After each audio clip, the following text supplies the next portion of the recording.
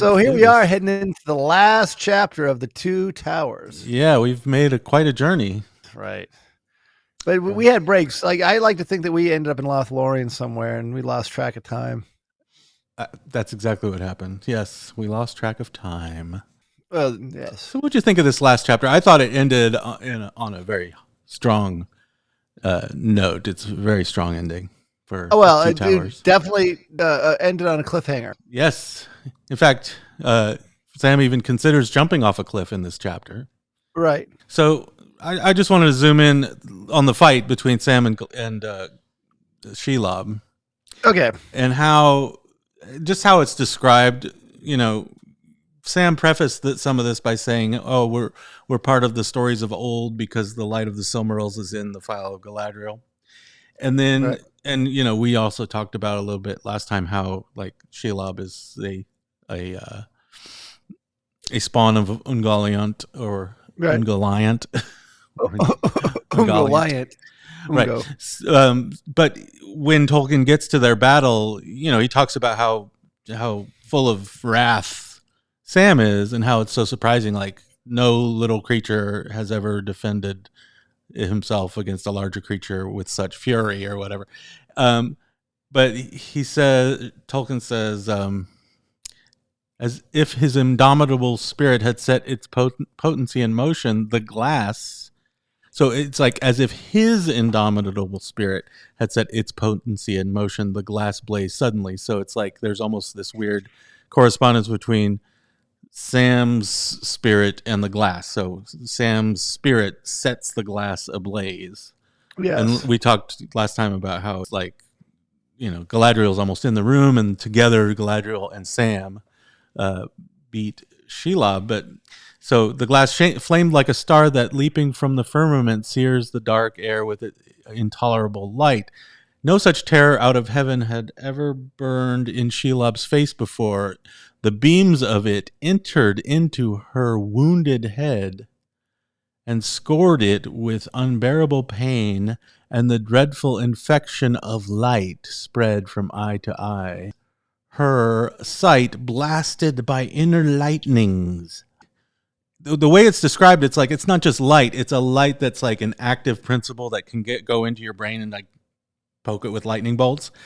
And it's just funny because Tolkien in like the Silmarillion describes Ungoliant as spreading a darkness, rather conversely, a darkness that's not just lack of light. It actually has a substance of its own, like it has an actual physical presence of darkness. Yeah.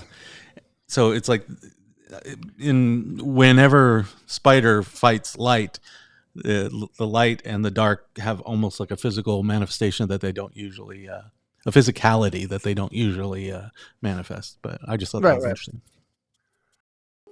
Here's the thing, to get into the points that without it happening, the quest would fail. This is one of those points.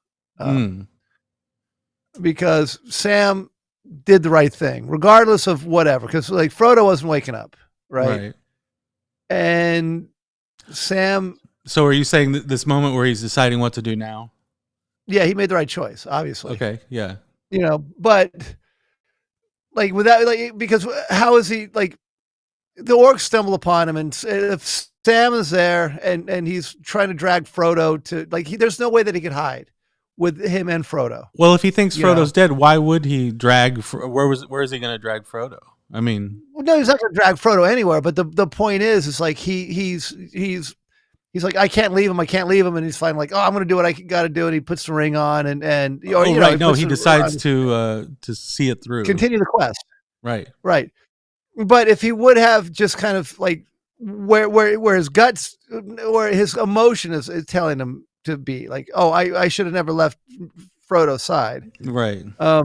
The quest fails because they stumble upon not only two hobbits, but two hobbits, the ring, and whatever else. I mean, that's true. It's done. Yeah. So the fact that he moved on away from where Frodo was, and it's like the orc circled back and found, Frodo. But laying by himself, and Sam wasn't there. So if Sam had been there, he would have He would have probably put up a stiff resistance, but he would have been probably eventually caught. Right. Because he wouldn't have thought to put on the ring, blah blah blah blah. But the thing is that Yeah. So you're saying, don't forget what you were about to say right there. But okay, what you were basically saying is like, if he had just sat by his master blubbering, yeah, it would have been the end of it. yeah, and even had Sam known that Frodo's going to wake up in a few hours, right? It Mm. was better that he thought he was dead at this Right, point because that's what allowed him to basically get away. to Because make if he thought there that was hope choice. and that Frodo would actually wake up, he wouldn't have left him. He would have stayed there, and again, he would have gotten caught. Right. But the other thing that I think happens in this chapter, or I mean, again, I don't know exactly what Tolkien was thinking when he, was writing this, but the orcs captured a spy, quote unquote, Yeah. right? With no ring on him, Mm-hmm. and no way of knowing that the ring was so. Essentially, what happened is like Sauron, we captured a spy. There's no ring. He's now not thinking that the ring has entered Mordor at this point. You know what I'm Oh, talking about? So he now even more so is looking West. to the west for someone to come up out of the west with a ring. Like he's not worried about Cirith Ungol anymore. You know what I'm talking Right. about? I mean, Yeah. So you're saying if Frodo had, well, I guess the report probably came in, like they put Frodo in the tower, yeah, and they probably stripped him because right, later Sam's like, the or no, Frodo thinks, look, they took everything from me, they stripped me. yeah, Sam, I mean, this is later, but he's yeah, like, yeah, the quest is over, and Sam's like, no, I got the ring. right. So the point is like they stripped him, and so that word would have already gotten out to Lugbers, excuse me, Look, Lugbers or Barad-dûr, that this this guy's got nothing. He's a spy, but he doesn't have the ring. So yeah. you're right. So hey, let's look out west where the ring probably still is out west. Yeah, so like Sauron's probably thinking like, who knows why spies are trying to get into Mordor, but we caught them. I Yeah, mean, granted, like the conversation with the orcs, yeah, they're like something slipped. I mean, they're thinking that there's an elf warrior loose, right. you know. But probably nothing that they couldn't deal with, really. Yeah, like eventually, like it might, the elf warrior, in their mind probably is like, oh, well, he's going to probably kill a few of us, but Mm-hmm, mm-hmm. eventually it's going to be all for naught Yeah, because of the war that's going on. So that kind of, and again, I never thought about it this way until again reading it now. That even more so turned Sauron's eye elsewhere and not inwards. I mean, obviously, it was kind of right, a right. That's good. That's interesting. Um, let's back up for just a second and just get to the point where he sees that Frodo is dead. He decides to see it through, right? See the right. task through, and so he's like, I'm going to. He's like, if I'm to go on, he said, then I must take your sword by your leave, Mister Frodo. But I'll put this one to lie by you. So he's giving him his shitty sword and taking Sting. Right. Well, that's not really a shitty sword. I I mean, know. I'm kind of joking, but it's kind of like it's, and he takes the file of Galadriel too. So it's kind of like, yeah. oh, my best friend's dead. I'm gonna take the I'm better taking all your cool sword, give stuff. him the lame sword. I'll take the file of Galadriel. Uh, I'll go through his wallet. Yeah. I mean, I'm Gosh. actually surprised he didn't take the beautiful Mithril coat from old Mister Yeah. Bilbo, That would Be- have certainly come in handy. because he took the star glass because he's like, I'll need the star glass. But I am surprised he left him with the Mithril coat if he really wanted to continue the quest.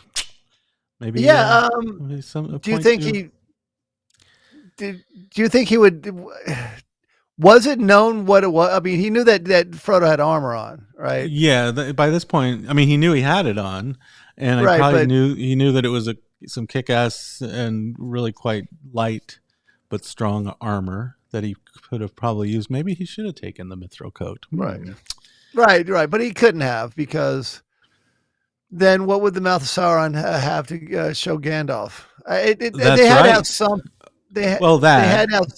Yeah, I mean, plot wise, they Well, had to have that right. the because it's so valuable, and so it's Yeah, yeah. proof. Maybe he It's like, just okay, felt. no, it's like something like Frodo and Sam could discard any kind of pieces of clothing, like Hmm, cloaks, this, that, or the other. They're never going to, like, Frodo would never discard the mithril armor. So yeah. they had to have that in the later chapters Right. to, No, it definitely proves that. Yeah. Oh, Frodo must be dead if they have his yeah, mithril. But just in the here and now, like, why wouldn't Sam take the mithril? Maybe he feels like, oh, that's a precious gift that Bilbo gave to Frodo, right. and who is he to take it? Right.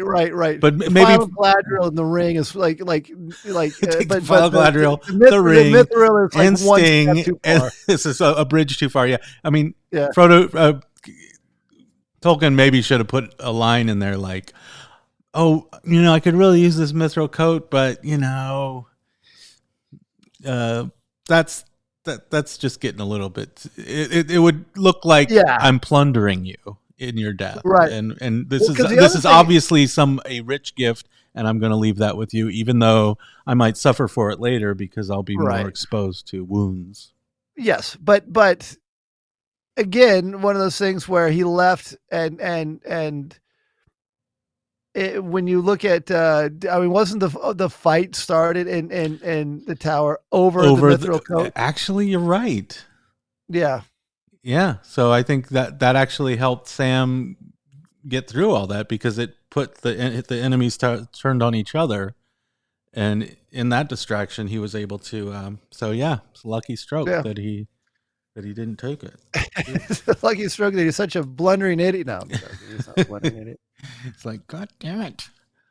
But Yeah, anyway, so yeah, that I thought that was interesting. Interesting. right.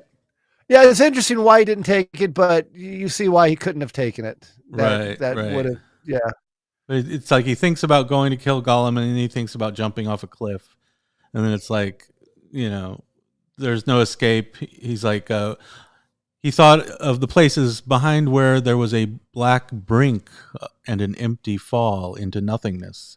There was no escape right. that way either. There was nothing, not even to nothing. There was to do nothing, not even to grieve.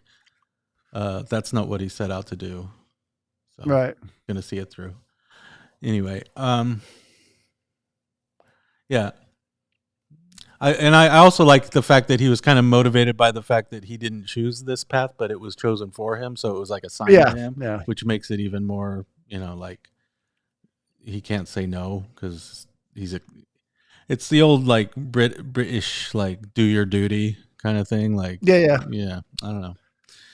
Yeah, like in spite of him, so it's like, all right, this is what I have to do. I don't want to do it, but he was like Right. the reluctant hero. Yes. Oh, right. It's interesting that when he finally does take the ring from Frodo, it says, "No change came over the still face, and by that, more than any other tokens, not like the beating heart or the breath or anything, Sam was convinced at last that Frodo had died and laid aside the quest."